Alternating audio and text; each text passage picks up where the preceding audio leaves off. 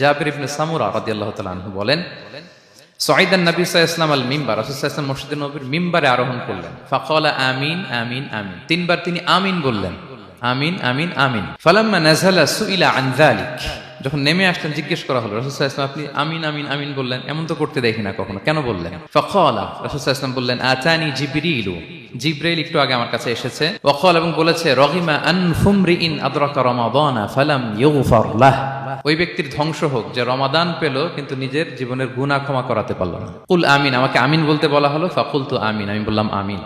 সম্মানিত সুধী, রাসূল সাল্লাল্লাহু আলাইহি ওয়াসাল্লামের পক্ষ থেকে বদদোয়া, হুঁশিয়ারি এবং তাদের ধ্বংসের জন্য রাসূল সাল্লাল্লাহু আলাইহি ওয়াসাল্লাম আমিন বলেছেন। কে আমিন বলেছেন বলেন তো সবাই? স্বয়ং রাসূলুল্লাহ সাল্লাল্লাহু আলাইহি ওয়াসাল্লাম বলেছেন আমিন। এবার কি একটু ভয় লাগতেছে? এতক্ষণ তো খুব হোপফুল ছিলাম আমরা, এখন কেমন মনে হচ্ছে আপনাদের বলেন? রমাদান পেলাম কিন্তু মুক্তি নিশ্চিত করতে পারলাম না। ক্ষমাপ্রাপ্ত বান্দাদের যে লিস্ট, ওখানে নিজের নাম তুলতে